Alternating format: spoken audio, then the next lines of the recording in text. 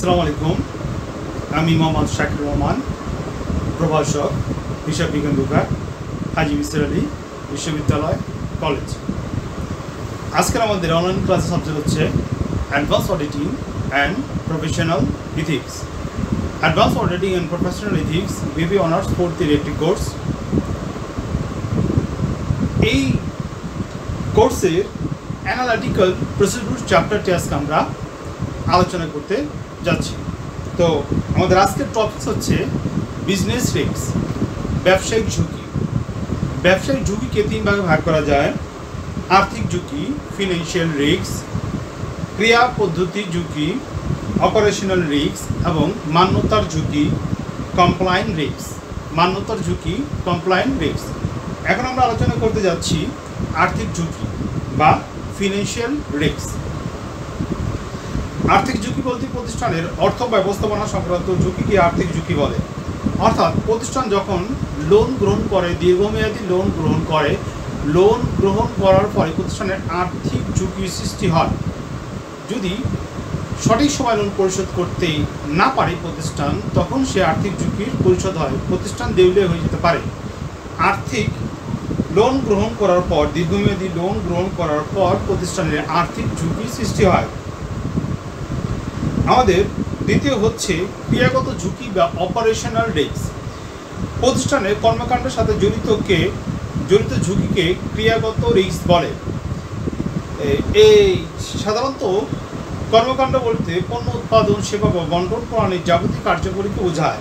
যেমন পণ্য ক্রেতা, কোনো বাজার হারানোর ঝুঁকি, পণ্য কাঁচামালের ঝুঁকি এবং পণ্য সরবরাহের সঙ্গে লেনদেন বন্ধ হলে কার্যক্রম চালানোর ক্ষেত্রে অপারগতার ঝুঁকি সৃষ্টি হবে। অর্থাৎ বিজনেস অ্যাক্টিভিটিসের যদি কোনো ক্ষেত্রে বিঘ্নিত হয়, তখন সেটা অপারেশনাল রিস্ক হিসেবে বিবেচনা করা হয়। আমাদের 3 নম্বর পয়েন্ট হচ্ছে মান্যতার ঝুঁকি, কমপ্লায়েন্ট রিস্ক। এক্ষেত্রে প্রতিষ্ঠান আইন কানুন মেনে না চলার বদৌলতে প্রতিষ্ঠান অনেক ধরনের ক্ষতির সম্মুখীন হয়। অর্থাৎ কমপ্লায়েন্ট রিস্ক বলতে প্রতিষ্ঠানের দেশের প্রচলিত আইন অনুসারে বিভিন্ন ধরনের নিয়ম কানুন শ্রমিকের ক্ষেত্রে প্রতিষ্ঠান পরিচালনা করার ক্ষেত্রে মানতে হয়। যদি প্রতিষ্ঠান ওই সকল নিয়ম কানুন না মানে, তখন সে প্রতিষ্ঠান মান্যতার ঝুঁকির মধ্যে পড়ে, কমপ্লায়েন্ট রিস্কের মধ্যে পড়ে। একটি রেস্টুরেন্ট সবসময় পরিষ্কার পরিচ্ছন্ন সংক্রান্ত আইন কানুন দ্বারা সৃষ্ট মান্যতার ঝুঁকি দিয়ে কার্যক্রম পরিচালনা করা হয়। অর্থাৎ রেস্টুরেন্ট ব্যবসা যদি পরিচালনা করার জন্য কেউ উদ্যোগ গ্রহণ করে থাকে, অবশ্যই তাকে পরিষ্কার পরিচ্ছন্নতা ব্যবস্থা করতে হবে। যদি পরিষ্কার পরিচ্ছন্ন করতে না পারে, তখন সে মান্যতার ঝুঁকির মধ্যে পড়বে। এছাড়া আমাদের গার্মেন্টস শিল্প যা আছে, সেখানে একটা নির্দিষ্ট স্ট্যান্ডার্ড মেনটেন করে তাদের কর্মপরিবেশ এবং তাদের অন্যান্য যে নিয়ম কানুন আছে দেশের আইন অনুসারে, লেবার ল অনুসারে, সেগুলো মানতে হবে। যদি না মানে, তখন সেটার মান্যতার ঝুঁকি ভায়োলেশন হবে। আমাদের নেক্সট কোশ্চেন হচ্ছে ম্যাটেরিয়ালিটি, বস্তুনিষ্ঠতা। আমাদের নেক্সট কোশ্চেন হচ্ছে ম্যাটেরিয়ালিটি বা বস্তুনিষ্ঠতা। সাধারণ অর্থে বস্তুনিষ্ঠতা একটি নির্দিষ্ট অবস্থার প্রেক্ষিতে কোনো একটি বিষয়কে গুরুত্ব দেওয়াকে বোঝায়। সাধারণ অর্থে বস্তুনিষ্ঠতা বলতে কোনো একটি নির্দিষ্ট অবস্থার প্রেক্ষিতে কোনো একটি বিষয়কে গুরুত্ব দেওয়া বোঝায়। হিসাব নিকাশের খুবই গুরুত্বপূর্ণ একটা বিষয় হচ্ছে বস্তুনিষ্ঠতা। এবং বস্তুনিষ্ঠতা যদি সঠিকভাবে উপস্থাপন করা না হয়, তাহলে প্রতিষ্ঠানে তাদের আর্থিক অবস্থার সঠিক চিত্র ফুটে তুলতে পারে না। আন্তর্জাতিক হিসাবমান অনুসারে যে সকল বিষয়ে জ্ঞান বা ধারণা আর্থিক তথ্য ব্যবহারকারীকে সিদ্ধান্ত প্রভাবিত করে, সে সকল বিষয়গুলোকে বস্তুনিষ্ঠতা নীতি বলা হয়। আন্তর্জাতিক হিসাবমান অনুযায়ী যেসব বিষয় বা ধারণা বা জ্ঞান আর্থিক তথ্য ব্যবহারকারীকে সিদ্ধান্ত গ্রহণে প্রভাবিত করে, সেসব বস্তুকে বস্তুনিষ্ঠতা নীতি বলে। আমেরিকান অ্যাকাউন্টিং অ্যাসোসিয়েশনের মতে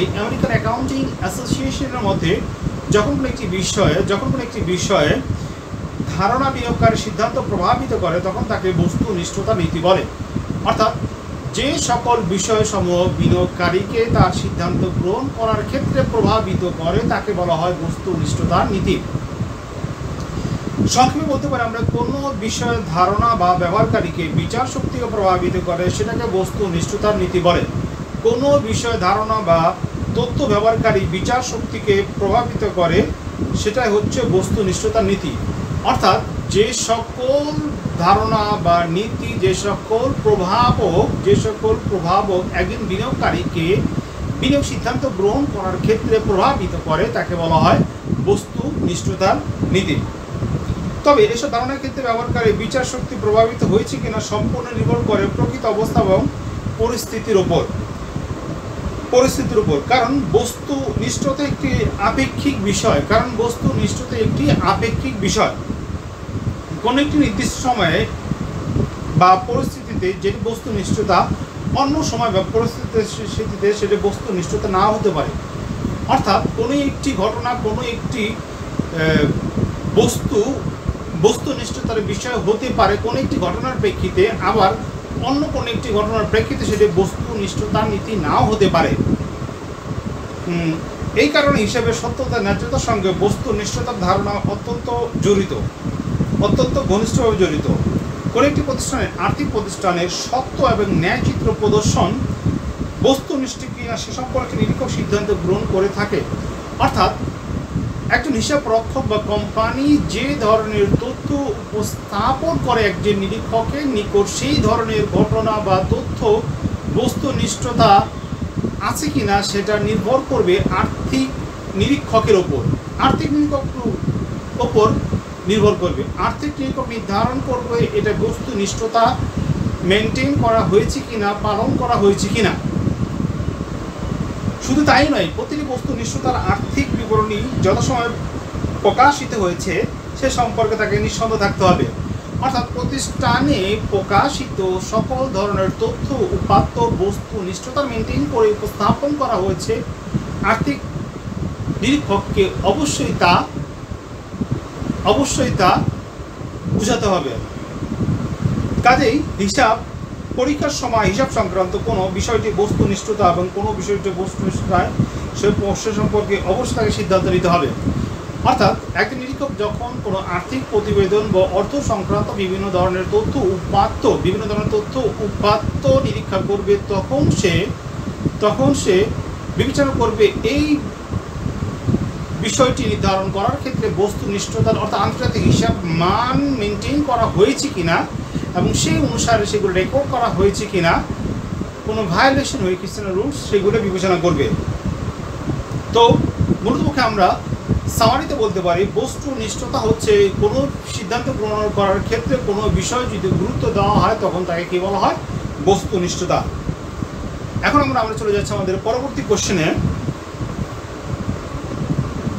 বস্তুনিষ্ঠতা বিচারের ক্ষেত্রে বিবেচ্য বিষয়সমূহ, factor to be considered by an auditor for জাজিং ম্যাটেরিয়ালিটি। যে কোনো প্রতিষ্ঠানের ক্ষেত্রে বস্তুনিষ্ঠতা খুবই গুরুত্বপূর্ণ ভূমিকা পালন করে এবং সেক্ষেত্রে বিভিন্ন ধরনের বিচার বিশ্লেষণ করে একজন নিরীক্ষক তার বস্তুনিষ্ঠতার নীতি প্রতিফলন করে থাকে। বস্তুনিষ্ঠতার ক্ষেত্রে প্রথম বিবেচ্য বিষয় হলো আপেক্ষিক বিষয় বা রিলেটিভ টার্ম। কোনো বাস্তব ধারণাটি একটি আপেক্ষিক বিষয়, একটি নির্দিষ্ট অবস্থা যেটিকে বাস্তব বলা যাবে আবার সেটিকে বাস্তব নাও হতে পারে। যেমন ছোটখাটো প্রতিষ্ঠান 10 টাকার একটি লেনদেনকে বাস্তব ধারণা কিন্তু বড় প্রতিষ্ঠান অবশ্যই বিবেচনা করতে পারবে। তো এখানে বলা হচ্ছে ঘটনার এবং প্রতিষ্ঠানের আকার এবং আয়তনের উপর নির্ভর করবে প্রতিষ্ঠান, আকার এবং আয়তনের উপর নির্ভর করবে প্রতিষ্ঠানের এই ঘটনা বস্তুনিষ্ঠতা কিনা।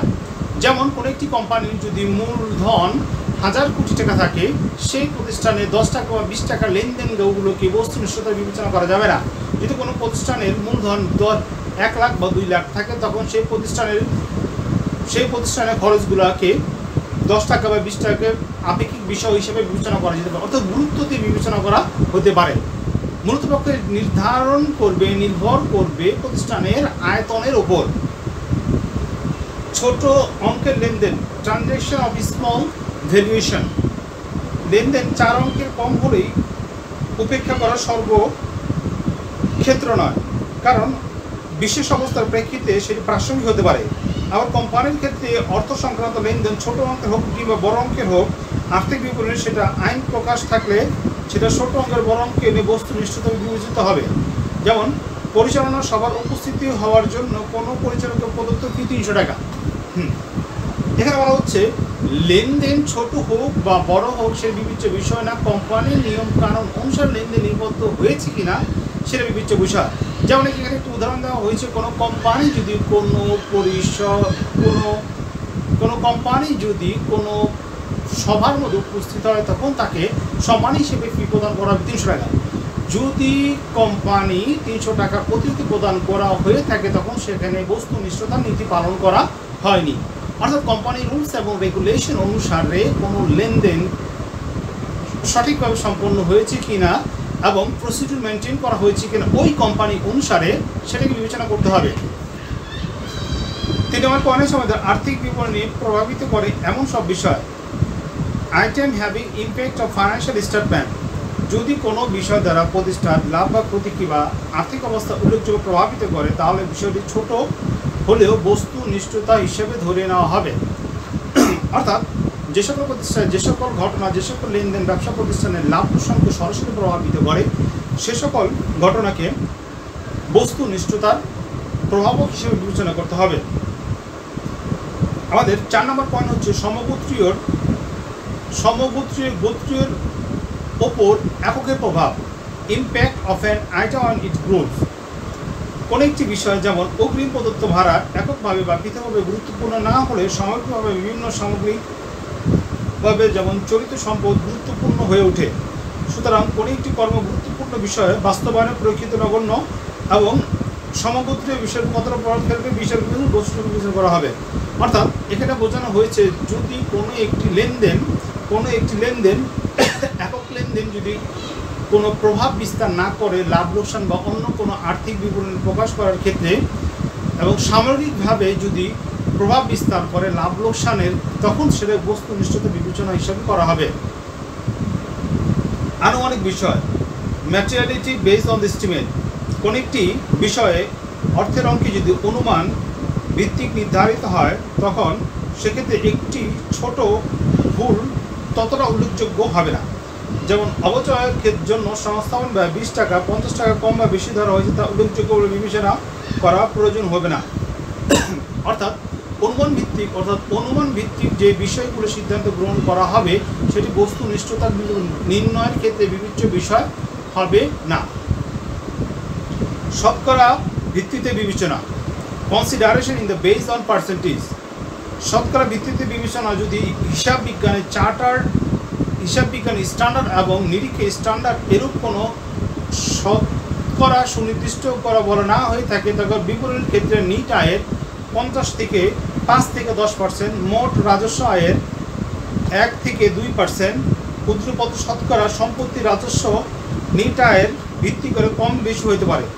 অর্থাৎ কোনো বিষয়ের ক্ষেত্রে যদি কোনো সুনির্দিষ্ট কোনো পার্সেন্টেজ দেওয়া না থাকে বিবেচনা করার কথা বলা হয়ে থাকে তখন সেই হিসাব খাত বা সেই সিদ্ধান্ত গ্রহণ করার ক্ষেত্রে ওই পার্সেন্টেজ বা ওই শতকরা হার কী করতে হবে বিবেচনা করতে হবে। পূর্ববর্তী বছরের অনুরূপ দফার সঙ্গে তুলনা, comparison with the corresponding item of the previous year. কোনো একটি বিষয় বাস্তব আগের বছরের অনুরূপ বিষয়টি টাকার অঙ্কের সঙ্গে তুলনা করে বিবেচনা করতে হবে। চলিত বছরের কোনো লেনদেনের টাকার অঙ্ক গুরুত্বপূর্ণ বিবেচনা করা হতে পারে, কিন্তু গত বছরে এরূপ লেনদেন অঙ্ক বেশি হলে তবে সেক্ষেত্রে চলিত বছরের কম লেনদেনকে বাস্তব বলে ধরা হবে। অর্থাৎ ব্যবসা প্রতিষ্ঠানে ঘটে যাওয়া বিভিন্ন ধরনের লেনদেন সংগঠিত হয়ে থাকে পূর্বের বছরের লেনদেন এবং বর্তমান বছরের লেনদেন সমজাতীয় হিসাব খাতকে দেখতে হবে বেশি হয়েছে না কম হয়েছে। যদি বেশি হয়ে থাকে তখন সেখানে অস্বাভাবিক বলে বিবেচিত হবে, সেখানে বস্তুনিষ্ঠতা বিবেচনা করা হয়নি। মনে করি কোনো একটি